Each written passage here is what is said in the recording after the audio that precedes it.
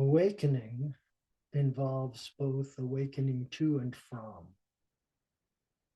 What we're awakening to, what our shared awakening involves, is recognizing who we, each of us, most essentially who we are, and what our shared world is. That's that's a whole talk, maybe hours of talks. But we also awaken out of who we've taken ourselves to be, who we've taken each other to be, what we've taken this world to be. All of that is a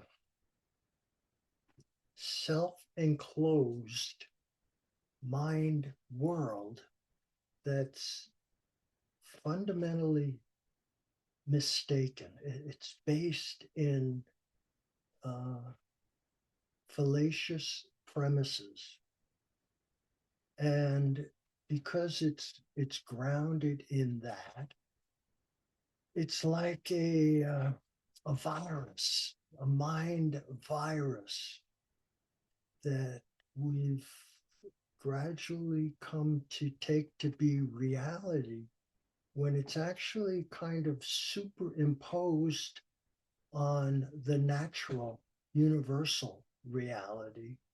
It's separate from that. It portrays itself as separate from that. And it's inevitably dissatisfying. Most fundamentally because we're disconnected from our own essence, our natural state, but we're also disconnected from each other. We're disconnected from nature. We're disconnected from the sacred source and substance of all being.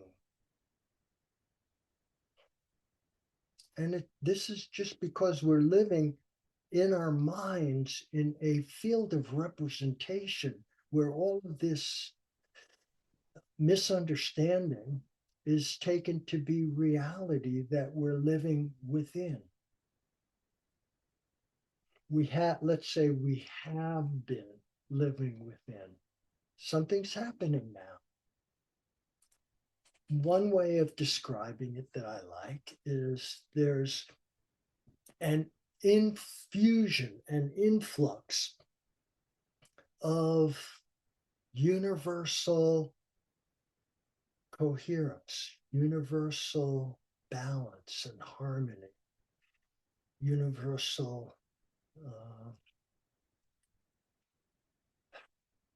wisdom that's subtly seeping into our world and our consciousness.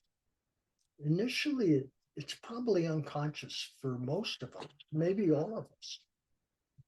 Gradually, we begin to notice that there's this palpable infusion of a gentle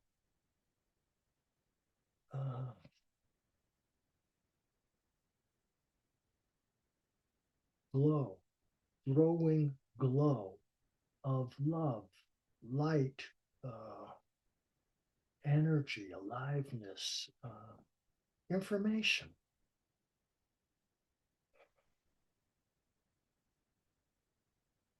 It's in reality, what we're awakening to isn't something that's actually new. It's what's always been the case. It's who we've always been. But for the duration of our lives up to this point, we've been caught up and snared within this synthetic, superimposed mind world that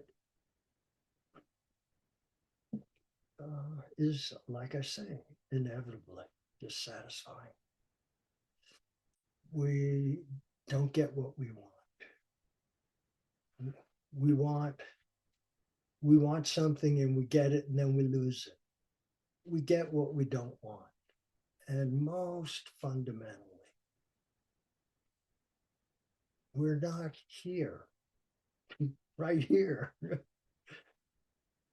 And getting right here is the essence of our awakening and the solution to the superimposed synthetic mind world, the mind virus we've all been infected with.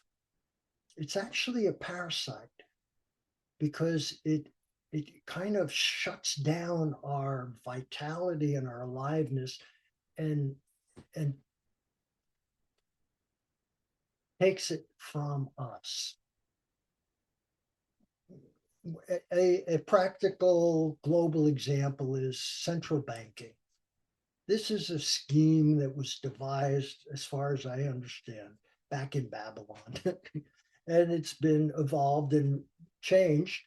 But what happens is normally what the way it has been, governments themselves create money. And money is a medium of exchange, and generally it's created out of gold and silver. It has value. Then central banking came along, and pretty much every country in this world has one of these central banks that took over the printing of money, and then they lend it to the government at face value, and that creates the national debt. And because we're continuously increasing the national debt because the government's always needing money, this falls on all of us, the people, the actual people. And so we're debt slaves to this system.